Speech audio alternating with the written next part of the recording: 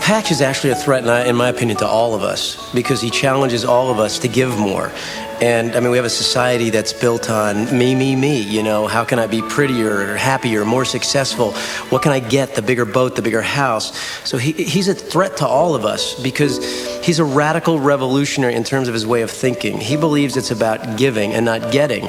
And I believe we've built a society far too much, and I'm, guilty as charged, but it's more about getting than giving. So I can understand why anyone, whether it's a lawyer, a doctor, or a computer analyst, could be threatened by what Patch has to say. Because he says there's more magic in me giving something to you than in you buying or getting something to me. So I think it's very threatening, but I think that's superficial. I think it's also extraordinarily liberating, because I just think it's a better way to live. I didn't want a goofy doctor movie. There's no message, and I love the goofy part, but the world definitely needs images from the media that are positive and that have some encouragement to follow your dreams and some stimulation to help and to bring hope to our society. I'd like to leave. Hunter, we'll have to discuss this at your scheduled time. I'm leaving. And have you thought about what you'll do? I want to help people. Last night with Rudy, I connected to another human being. I want more of that. I want to learn about people. I want to help them with their troubles. That's what I do. But you suck at it. Patch's concerns about Hollywood types and about getting involved in an industry that was really about exploitation and about taking the kind of going to the lowest common denominator, if you will, were very real. Look, I'm not like you, Patch. I want the white coat. I want people to call me doctor more than anything. I want the recognition. And you get it every day in the eyes of patients you're helping. The studio thought that this was an interesting idea and knew that from their perspective it had to be what they called an A movie or no movie at all. They thought he was a quite extraordinary character, but not necessarily one that was going to sit well with an audience. So they knew that they were going to need to have big-time talent attached to it to be able to package this and sell it as a major motion picture. Well, the first time I actually heard of the name Patch Adams was when I was working on The Nutty Professor with Steve Odekirk. He was writing the movie Patch Adams. He took a break to work on The Nutty Professor with me.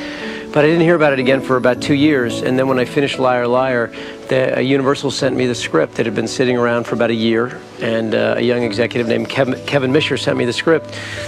And I read it the first day off from Liar, Liar.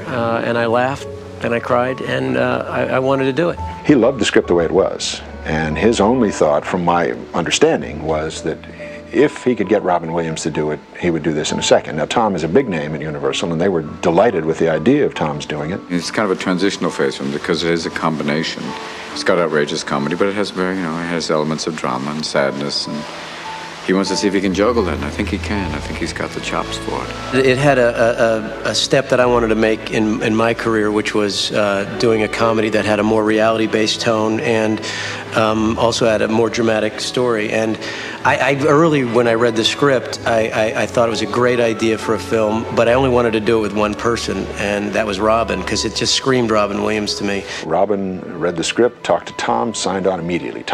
Robin got it. Robin said, I understand this human being, and this is somebody I could play. You know, when we were originally talking, just in dream terms about casting, Robin's is the first name you come up with. Robin's the wrong age. The Patch was in his early 20s when he went to medical school, but who cares? If you get Robin Williams, who cares? I couldn't let Robin Williams have a microphone and be Robin Williams in the movie. He had to be Patch. He had to be struggling at times and forming this philosophy at times. He couldn't have all the answers, and he couldn't be quite as funny as Robin Williams is on stage, as we know, explosively funny. I'm not afraid in terms of comedy. I mean, the only danger sometimes with he and I is how far we will go. He'll let you go way, way out, you know? I mean, he's had that tradition with other comedies. It's harder for me to trust the subtleties in this film, to pull him back, to say, okay, Robin, stop being funny. There was one point where I had to walk on stage and I felt like the death of comedy. I had to go on stage and say, I'm the man with the hook, the cane, and pull him off stage. That's hard because I just want to sit there and laugh like everybody else and enjoy it, but there's work to be done. The thing for him is why he's doing this movie is to see what he could do with the drama and also the other side of it. the more serious scenes.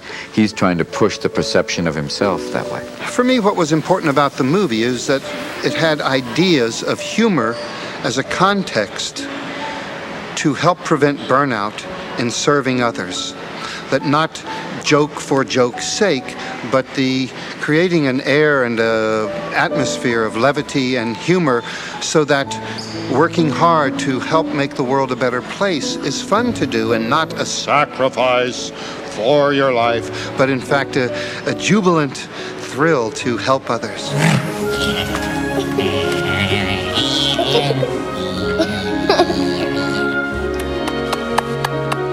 Big kisses.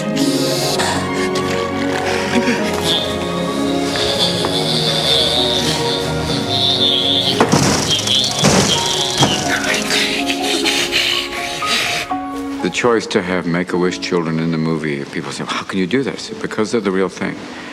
Because they have a power and a dignity and a kind of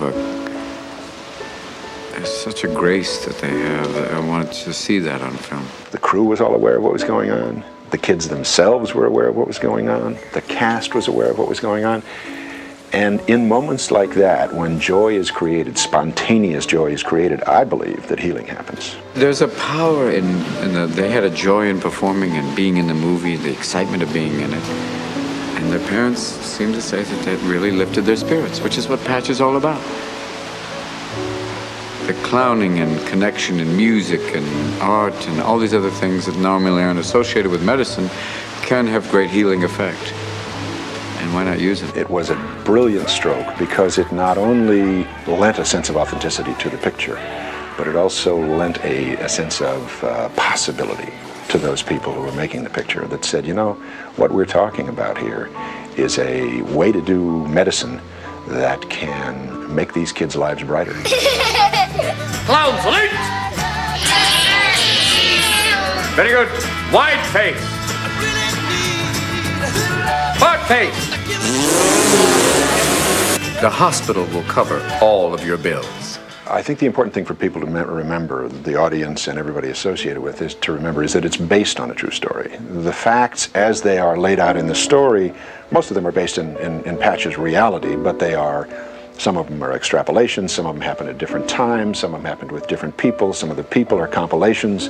All of that is a requisite for making a motion picture where you fit a whole person's life into a 2-hour, a movie. The movie is really an inspired by story.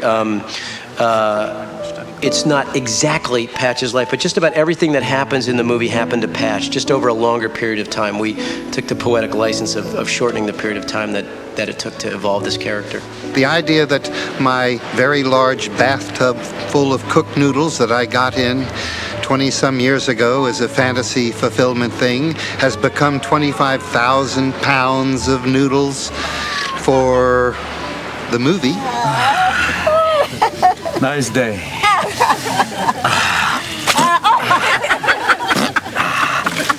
It's a very bizarre kind of sensual thing. Patch is very much about that, as much as he's a doctor, he's also very much a kind of a sensualist. He's like, try this. It's the 60s too. It's like, why not?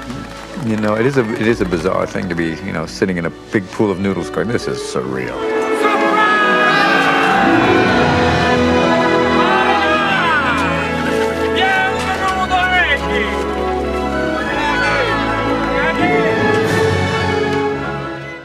There's too many things that we can't explain yet, too many things we can't quantify, put numbers on. And because I think we're dealing with human beings and we are physical, but we also have spirit, We like to laugh, we enjoy joy, and those things help to heal us. So if you're just trying to quantify it and say, take 2 aspirin and call me in the morning, I don't think you've probably dug deep enough. That's why from the very beginning we integrated medicine with performing arts and crafts and agriculture and nature, education, recreation, social service, as again, context for doing medicine. It's very cleanly about a man who discovered that laughter is often the best medicine. And that was a very radical concept when he discovered it. Now we know about Norman Cousins, we know about the endorphins and all the scientific evidence. It didn't exist back in the 60s and 70s when Patch was forming this philosophy. So I think it's very cleanly about a man that discovers the medicinal values of laughter and compassion. Yo, ride 'em, cowboy! Yeah!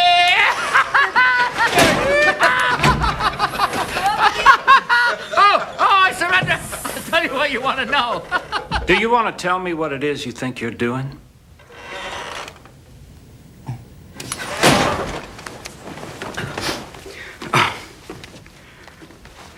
Just getting a few laughs, sir.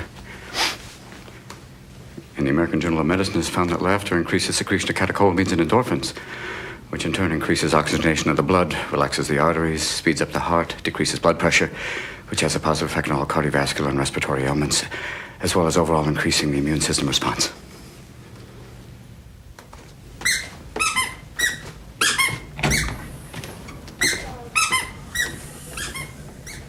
Smart clown, huh? Doctor,